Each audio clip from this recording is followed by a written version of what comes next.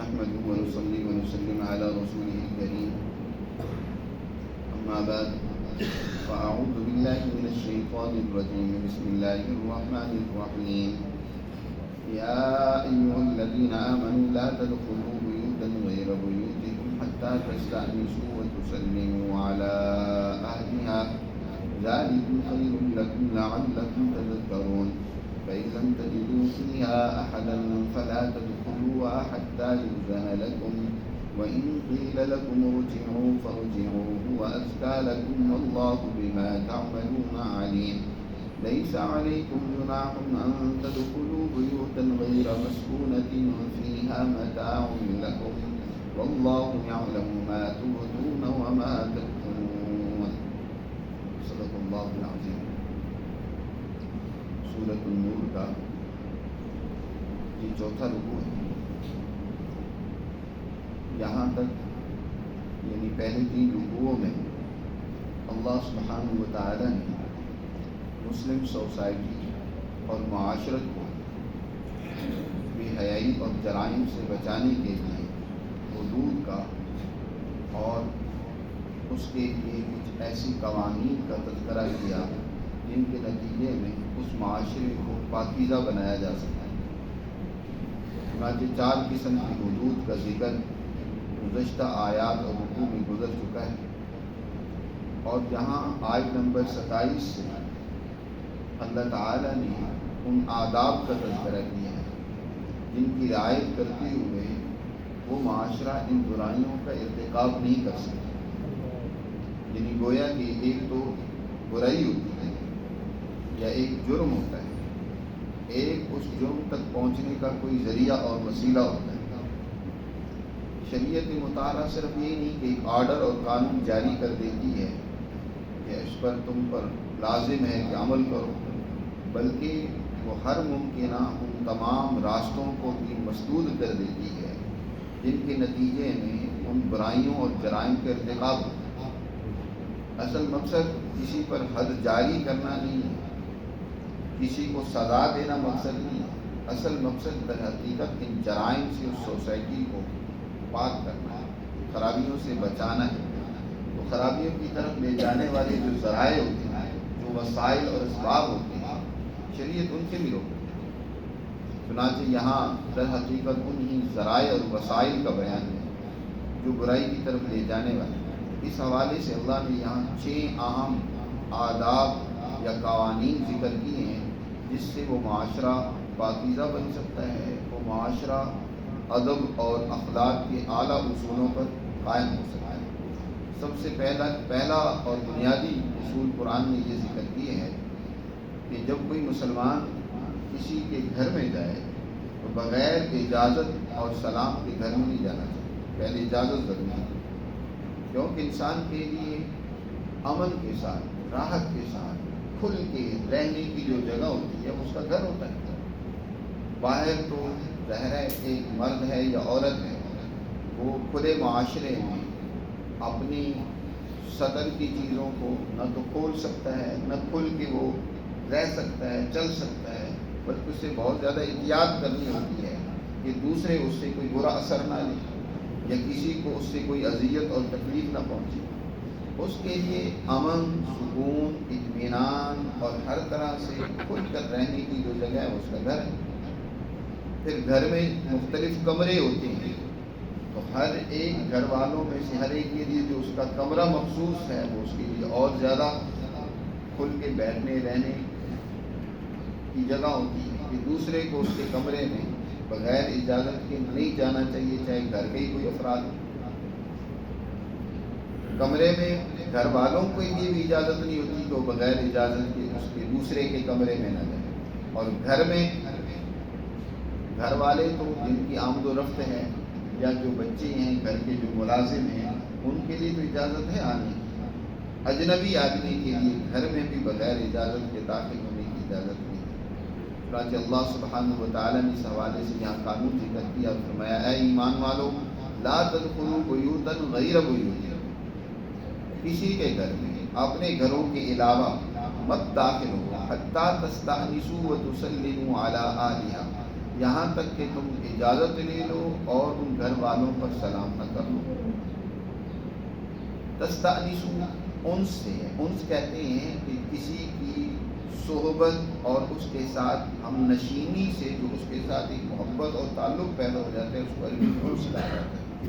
لیکن یہاں مراد اجازت لینا کہ جب تک اجازت نہ لے لو اس وقت تک دوسرے کے گھر میں نہ داخل۔ وتسلموا، یہاں تقدیم و تاخیر، پہلے یہ ہے کہ اجازت لے، پہلے سلام لے۔ یہاں حتی تستانی کو ذکر پہلے ہے لیکن یہ بعد میں ہے، پہلے سلام ہے کہ پہلے سلام کرے پھر اجازت مانگے، اجازت ملے تو پھر گھر میں داخل ہو سکتا ہے۔ اس آیت مبارکہ کی شان نزول میں ایک واقعہ بھی آتا ہے کہ ایک انصاریہ صحابی نبی کریم صلی اللہ علیہ وسلم کی خدمت میں حاضر ہوئے اور وہ آ کر عرض کرنے لگی اللہ کے رسول میں گھر میں ہوتی ہے، ظاہر ہے عورت گھر میں وہ کام کاج کے لیے بعض اوقات اپنی آستینیں بھی چڑھا لیتی ہے، اپنے سر کا دوپٹہ بھی اتار کے رکھ دیتی ہے، وہ کھل کے کام کرنا چاہتی ہے، گھر میں صفائی ستھرائی کرنی ہے، جھاڑ جھمکار برتن ورتن دھونے ہیں اور بہت سارے کام کرنے ہوتے ہیں تو اپنے آپ کو سمیٹ کے تو نہیں رکھ سکتی۔ تو میں گھر میں بعض اوقات کبھی جو ہے میرے میاں کا والد آ جاتا ہے، کبھی کوئی اور عزیز آ جاتا ہے، تو وہ ہمارے لیے گھر میں کھل کے رہنا بڑا مشکل ہو جاتا ہے۔ اس بارے میں کوئی ہدایت، کوئی قانون، کوئی اصول ہونا چاہیے۔ اس انصاریہ کے استفسار پر اللہ سبحانہ و تعالیٰ نے آیات کا نزول فرما کر تا قیامت اصول بیان فرما دیا، قانون واضح کر دیا کہ اب یہ مسلمان جماعت کے لیے قانون ہے، اس کی پابندی کرنا ضروری ہے۔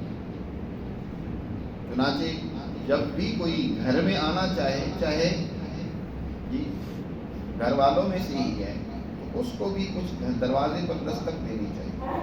غیر اجنبی آدمی کو، غیر آدمی کو تو جو اجنبی ہے اس کے لیے تو بغیر اجازت کے آنے کی اجازت نہیں، اور خاص طور پر یہاں بیت کا لفظ ایک ہوتا ہے دار، ایک ہوتا ہے بیت، یہاں بیت کا لفظ ذکر کیا گیا۔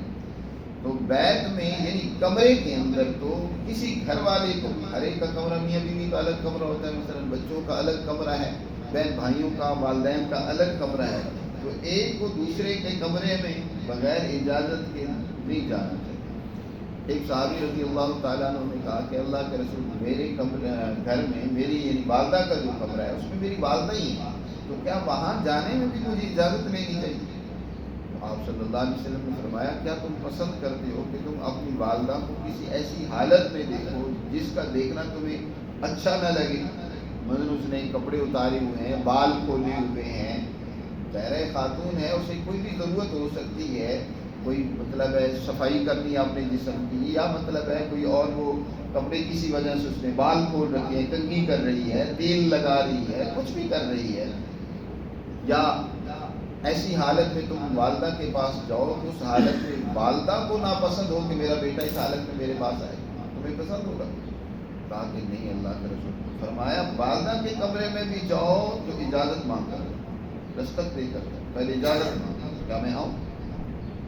اور اس کا طریقہ حدیث مبارکہ میں اس طرح آتا ہے، عمر فاروق رضی اللہ تعالیٰ عنہ جب نبی کریم صلی اللہ علیہ وسلم کے پاس تشریف لاتے تھے تو اس طریقے سے آتے تھے، کہتے تھے السلام علیکم یا رسول اللہ ایدخل عمر، اے اللہ کے رسول آپ پر سلام ہو، کیا عمر آ سکتا ہے، کیا عمر داخل ہو سکتا ہے آپ کے پاس؟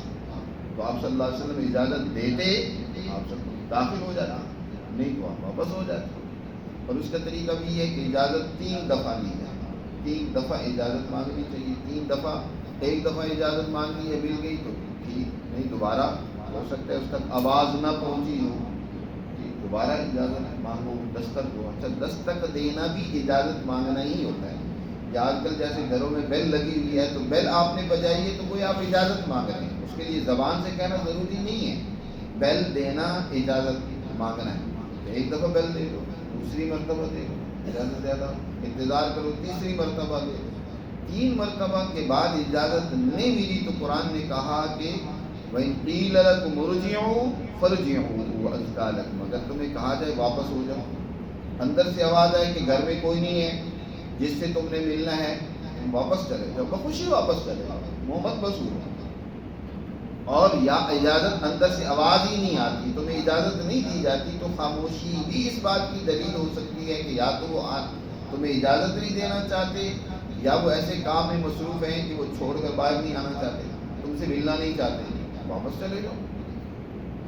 یہ نہیں ہے کہ سوار ہو جاؤ۔ آج کل ہمارے یہاں طریقہ یہ ہے کہ ہم سوار ہو جاتے ہیں کہ بھائی نہیں، اب میں آ گیا ہوں تو اب تو تجھے ہر صورت ملنا ہی ہوگا، نہیں ملے گا تو میں تمہیں چھوڑوں گا نہیں، میں تو کھڑا ہوں یہاں، کھڑے رہتے۔ اور پھر یہ بھی بڑا عجیب بے ڈھنگا پن ہوتا ہے کہ اجازت لینے کے لیے بھی طریقہ تحکمانہ اختیار کیا جاتا ہے، بڑے زور سے دروازہ پیٹا جاتا ہے اور بیل بھی بجائی جاتی ہے تو ایسے کہ بس وہ ہاتھ رکھ دیا تو وہ ہٹانے کا نام نہیں لے رہا۔ یہ سب بد اخلاقی کی بات ہے۔ اعتدال کے ساتھ دروازہ کھٹکھٹاؤ، نہ تو بالکل اتنا دھیما کھٹکھٹاؤ کہ آواز ہی نہ جائے، اور نہ اتنا زور کے ساتھ کھٹکھٹاؤ کہ اندر والا ویسے ہی بیچارے اس کو بے چینی اور تکلیف لائق ہو جائے کہ یہ کون سا بے ڈھنگا آدمی آ گیا۔ اعتدال کے ساتھ درمیانہ آواز کے ساتھ دستک دینی چاہیے کہ اندر تک صرف آواز پہنچ جائے۔ یہ آواز پہنچانا مقصد ہے، تکلیف دینا مقصد نہیں جائے کہ تم دوسروں کو تکلیف دینے لگ پڑو، یہ بھی بہت بڑی عجیب ہے۔ اسی طرح آج کل ایک اور کسی سے آپ بات کرنا چاہتے ہیں ٹیلی فون کے ذریعے سے، تو اس میں بھی اجازت دی جاتی ہے۔ جو بیل بجاتے ہیں یا فون ملاتے ہیں، آپ نے زیادہ سے زیادہ ایک دفعہ ویسے فون ملایا تو اس میں تو کتنی بیلیں چلی جاتی ہیں، ایک نہیں ہے، بہت ساری بیلیں چلی جاتی ہیں۔ بہتر تو یہ کہ ایک دفعہ ٹیلی فون ملایا نہیں، اگلے نے اٹینڈ کیا، تھوڑا وقفہ کر لو، صبر کرو، ہو سکتا ہے وہ کسی ایسی حالت میں ہو کہ تم سے بات نہیں کرنا چاہتا، لیکن کئی ہوتے ہیں کہ بس اب ٹیلی فون ملایا تو ملا ہی جائے، مسلسل ملا ہی جائے۔ اب اگلا نماز پڑھ رہا ہے، واش روم میں قضاء حاجت کر رہا ہے، یا کسی ایسی حالت اور کام میں ہے کہ وہ تم سے بات نہیں کر سکتا یا نہیں کرنا چاہتا، تم سوار ہو گئے کہ نہیں میری تو بات تمہیں سننی چاہیے۔ اسلام معاشرے کو مہذب بناتا ہے، اعلیٰ اخلاق سکھلاتا ہے، دوسروں سے بات کرنے کا طریقہ سکھلاتا ہے، ملنے کا سلیقہ سکھلاتا ہے کہ تم نے دوسروں سے کیسے ملنا ہے۔ یہ نہیں ہے کہ بس اپنے آپ کو دوسروں پر تم سوار کر دو۔ بڑے بڑے نمازی بڑی غلطیاں کرتے ہیں، عجیب بات ہے، نمازی ہوتے ہیں۔ ایک نوجوان نماز میں ابھی بھی تھے، چلے گئے، ایک دفعہ میرے گھر پر آئے تو بس ایسے سوار ہوئے، تقریباً آدھا گھنٹہ دروازہ پیٹتے ہی رہے۔ میں کسی کام میں مصروف تھا، نہیں دروازہ کھول پا رہا تھا، لیکن انہوں نے آدھا گھنٹہ دروازہ پیٹتے ہی۔ یہ کوئی طریقہ کار نہیں، اسلام نے اس سے منع کیا، روکا۔ اور پھر زور سے اتنا دروازہ کھٹکھٹاتے ہیں کہ وہ جو اندر بیٹھنے والا ہوتا ہے اسے ویسے ہی غصہ آ رہا ہوتا ہے، یار اچھی بات ہے، آرام سے کھٹکھٹاؤ۔ چھوٹے چھوٹے آج کل گھر ہوتے ہیں، کون سی آواز اندر پہنچنے میں مشکل ہوتی ہے، کہاں یہاں ہمارے جیسے علاقوں میں 5 مرلے 3 مرلے 2 مرلے کے گھر ہوتے ہیں تو آواز اندر پہنچانا کوئی مشکل نہیں ہوتا، لیکن یہاں بھی وہ ایسے زور سے کھٹکھٹائیں گے کہ سارا جہاد یہیں انہوں نے لگانا ہوتا ہے، ان کا جہاد گویا یہیں، جب تک وہ نعرے تکبیر بلند نہیں کریں گے وہ فتح نہیں ہوگی۔ تو یاد رکھیں یہ باتیں ٹھیک نہیں ہیں، قرآن مجید نے یہاں تعلیم فرمائی ہے اور اس کا ایک طریقہ کار سکھلایا ہے۔ ایک صحابی حضور صلی اللہ علیہ وسلم کے پاس آئے اور انہوں نے بھی اجازت مانگی اور آقا ادخلوا، کیا میں آ سکتا ہوں؟ حضور صلی اللہ علیہ وسلم کی ایک صحابیہ باندھی تھی روزہ، آپ صلی اللہ علیہ وسلم فرمایا جاؤ روزہ اس کو ادب سکھلاؤ، اجازت کیسی مانگنی چاہیے، اندر آنے کا اجازت کا طریقہ ہوتا ہے، اس کو سکھلاؤ۔ جی پہلے سلام کریں، السلام علیکم، دعا دیں، سلام دی، یا اللہ نے بھی فرمایا وَتُسَلِّمُوا عَلَىٰ أَهْلِهَا، گھر والوں پر سلام بھیجو، یعنی ان کے لیے محبت، امن، سلامتی کی دعا کرو، پیغام دو، پھر اس کے بعد اجازت کا میں آ سکتا ہوں۔ حضور صلی اللہ علیہ وسلم کا بھی معمول تھا کہ جب جاتے تو سلام کرتے، دعا دیتے رہتے۔ اور صاحب بن عبادہ رضی اللہ تعالیٰ عنہ کا بات ہے، حضور صلی اللہ علیہ وسلم ان سے ملنے کے لیے گئے، ایک دفعہ سلام کیا، صاحب بن عبادہ قریبی دروازے کے تھے، سنا، جواب دیا لیکن آہستہ سے۔ پھر حضور صلی اللہ علیہ وسلم نے سلام کیا، پھر انہوں نے آہستہ سے جواب دیا، تیسری مرتبہ پھر حضور نے سلام کیا، آہستہ سے جواب دیا۔ اب جواب جب اندر سے نہیں آیا، انہوں نے تو آہستہ سے جواب دیا، حضور کو نہیں سنائی دیا. حضور صلی اللہ علیہ وسلم واپس جانے لگے. حضرت صاحب بن عبادہ پیچھے دوڑے, حضور کو پکڑ لیا اور کہا اللہ کے رسول آپ کے ہر سلام پر میں نے جواب بھی دیا, آپ کا سلام سنا بھی ہے, لیکن میں نے زور سے جواب نہیں دیا اس لیے کہ میں چاہتا تھا کہ آپ زیادہ سے زیادہ میرے لیے دعا کریں. آپ کی بار بار دعا مجھے حاصل ہو. سلامتی اور رحمت کی دعا مانگ رہے ہیں, السلام علیکم ورحمۃ اللہ وبرکاتہ. تو اب گھر والوں کے لیے رحمت اور برکت کا ذریعہ بنے نا, ان کو دعا دیں, خیرخواہی کا سبب بنے, تکلیف کا باعث نہ بنے. تو حضور صلی اللہ علیہ وسلم بھی دعائیں دیتے تھے. تو یہ سلام در حقیقت دوسرے کے لیے دعا ہے کہ تمہاری اوپر اللہ کی سلامتی ہو, رحمت ہو, برکت نازل ہو. تو اس کا لحاظ کرنا چاہیے. اللہ سبحانہ و تعالیٰ نے یہاں یہی ادب سکھلایا ہے کہ اے ایمان والو لا تدخلوا بیوتا غیر بیوتکم, تم دوسروں کے گھروں میں اپنے گھروں کے علاوہ ان میں نہ داخل ہو جب تک کہ تم اجازت نہ مانگ لو اور ان گھر والوں پر سلام نہ کر لو. ذالکم خیر لکم, یہ تمہارے لیے بہت بہتر ہے. لعلکم تذکرون, تاکہ تمہیں نصیحت معلوم ہو, اللہ کے احکامات کی حکمت کو تم سمجھو, تمہارے اندر عقل و بصیرت پیدا ہو, اس پر عمل کرو. فإن لم تجدوا, یہ تو ان گھروں یا کمروں کی بات تھی جن میں کوئی نہ کوئی رہائش پذیر رہتا ہے, وہاں گھر میں ہے یا کمرے میں ہے کوئی انسان رہتا ہے, اس کے کمرے میں جانے سے پہلے اجازت اس سے لی جائے پھر جا کے داخل ہو. لیکن اگر کوئی ایسے گھر ہیں یا ایسی جگہ ہیں جو پبلک پلیس کہلاتی ہیں, عام لوگوں کے آنے جانے کی جگہ ہیں, ہاسپٹل ہے, کوئی منڈی ہے, مسجد ہے, جہاں ہر آدمی کو آنے کی اجازت, تو وہاں بھی کیا اجازت لینی چاہیے؟ نمازی مسجد میں آئیں تو باہر کھڑے ہو جائیں, امام صاحب یا مؤذن صاحب سے اجازت مانگیں, یہ آنے کی اجازت ہے, اجازت دیں تو پھر آئیں. نہیں, عام پبلک کی جگہوں میں آنے کے لیے کوئی اجازت کی ضرورت نہیں ہوتی, وہاں آپ آ سکتے ہیں. وہاں اجازت مانگنا در حقیقت تکلیف کا. اب وہاں 100 آدمی آ رہا ہے تو ہر آدمی کو امام صاحب یا مؤذن صاحب اجازت دیتے رہیں گے تو وہ تو یہی کام کرتے رہیں گے. کوئی ہاسپٹل میں آ رہا ہے یا کوئی منڈی میں کسی نے آنا ہے, وہ تو ایک عام آنے جانے کی جگہ ہے, تو وہاں تو کوئی ایسے پردہ کی بات نہیں ہے. پتہ ہوتا ہے کہ یہاں لوگوں نے آنا جانا ہے. ہر حکم کے پیچھے ایک حکمت ہوتی ہے, اس حکمت کو سامنے رکھنا بھی بہت ضروری ہے. تو قرآن مجید نے اس حوالے سے اس حقیقت کو بھی بیان کرتے ہوئے فرمایا فَإِن لَمْ تَجِدُوا فِيهَا أَحَدًا, پہلے تو یہ فرمایا کہ اگر گھر میں تمہیں کوئی نہ ملے فَلَا تَدْخُلُوهَا حَتَّى يُؤْذَنَ لَكُمْ, تو گھروں میں مت داخل ہو جب تک تمہیں اجازت نہ دی جائے. گھر میں کوئی ہے, نہیں اجازت دی گئی, تو اب یہ نہیں کہ زبردستی تم کلام کر رہا, تم کہو کہ نہیں میں نے تو جانے ہی داخل ہونے کا, یا پھر تم گھورنے لگو, اندر دیکھنے لگ پڑو. بہت سارے ہوتے ہیں وہ کیا کرتے ہیں, اندر جھانکنے لگ پڑتے ہیں.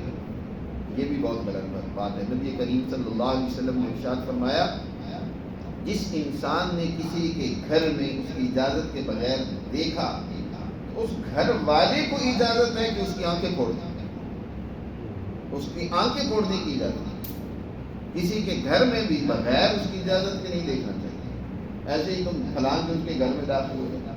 اور یہ آداب بچوں کو بھی سکھلانے چاہیے. اپنے بچوں کو یہ آداب ضروری ہیں, ان کا سکھلانا لازمی ہے اپنے بڑوں پر, کہ اپنے بچوں کو یہ سکھلائیں. اب کئی دفعہ بچے اس طرح کی حماقت کرتے ہیں کہ وہ دیوار پھلان کے اندر چلے جاتے ہیں. اندر بھائی میاں بیوی ہو سکتے ہیں, کسی حالت میں ہو سکتے ہیں, تو آپ بچے کو اندر بھیج رہے ہیں یا اندر جھانک رہے ہیں, دیکھ رہے ہیں, تو نہیں, اگر نہیں اجازت ملی تو بخوشی واپس چلے جاؤ. ٹھیک ہے تمہارا حرج ہوا, لیکن اگلے کو کیوں تم تکلیف میں مبتلا کرنا چاہتے ہو؟ وہ بھی تو کسی کام میں مصروف ہوگا. اور خاص طور پر جو لوگ تحقیقی اور علمی کام کرنے والے ہوتے ہیں, وہ کسی ایسے کام میں مصروف ہوتے ہیں کہ اس وقت وہ اپنا کام درمیان میں چھوڑ دیں تو وہ کام ان کا ادھورا رہ جاتا ہے, وہ نہیں اس وقت مل سکتے. کئی لوگ ہوتے ہیں پھر ان سے وہ نہ ملے تو جناب وہ بسولتے ہیں کہ یہ کیا ہوا, کہ دیکھو ہم مولانا صاحب سے ملنے گئے وہ ملتے ہی نہیں ہیں. بھائی مولانا صاحب ملنے کا بھی تو ان کا بھی کوئی وقت ہوگا نا, تو اس وقت میں آ کر ملو. یہ تو نہیں ہے کہ ہر وقت ہی وہ تمہارے لیے حاضر رہے, ان کی کوئی اپنی زندگی نہیں ہے جی, یا اسی طرح کوئی اور انسان ہے. تو ہر ایک کی ایک اپنی ذاتی زندگی ہوتی ہے, اس کو متاثر نہیں کرنا چاہیے. اس کو جو ہے پریشان نہ کرو. تو اگر اجازت نہ دی جائے تو فلا تدخلوا حتى يؤذن لكم، اور اگر تمہیں یہ کہا جائے ارجعوا واپس چلے جاؤ، فرجعوا واپس چلے جاؤ، وہ ازکا لکم یہ تمہارے لیے زیادہ پاکیزگی اور طہارت کا ذریعہ ہے. واللہ بما تعملون علیم، اور یاد رکھو جو کچھ بھی تم کرتے ہو اللہ اس کو جاننے والا ہے. آگے وہ بات بیان کی جس کو میں نے پہلے بیان کر دیا کہ جو پبلک پلیس ہے یا عام جگہیں ہیں جہاں عام لوگوں کی آمد و رفت ہے، اس کے بارے میں اگلی آیت میں بیان فرمایا لیس علیکم جناح، تم پر کوئی حرج کی بات نہیں ہے، یعنی کوئی گناہ کی بات نہیں ہے کہ ان تدخلوا بیوتا غیر مسکونۃ فیہا، کہ تم داخل ہو ایسے گھروں میں ایسی جگہوں میں کہ جہاں تمہاری جن کے اندر تمہاری رہائش نہیں ہے، وہاں کوئی رہتا نہیں ہے، وہاں ویسے لوگوں کی ضرورت کرتی ہے. متاع لکم، وہاں تمہارے لیے فائدے کی چیز ہے. فائدہ یہ نماز پڑھنی ہے یا منڈی ہے سودا سلف لینا ہے یا کوئی اور تمہارے نفع کی وہاں چیز ہے. بعض حضرات نے متاع لکم سے سامان کا ذکر کیا ہے، لیکن یہاں سے مراد سامان عام سامان نہیں ہے. جہاں جس گھر میں رہائش نہیں ہوتی اس میں عام طور پر سامان تو کوئی بھی نہیں رکھتا، وہ تو گھر میں سامان وہیں رکھا جاتا ہے جہاں کوئی بندہ رہتا ہے، حفاظت بھی وہیں ہو سکتی ہے نا. متاع سے مراد نفع اٹھانا، جو لغوی معنی ہے متاع کے نفع اٹھانا، کہ ایسی جگہ ہے کہ وہاں تمہارا کوئی نفع اور فائدہ ہے لیکن وہاں رہائش کسی کی، لیکن وہاں بھی اگر کسی کی رہائش ہو، مثلا مسجد میں ہی قاری صاحب کی رہائش ہے ایک طرف، تو ان کی اس رہائش پر جانا ان سے ملنے کے لیے، تو وہاں بھی کوئی حکم ہوگا کہ ان سے اجازت لینی پڑے گی کہ اجازت ہے آپ سے لینے کی.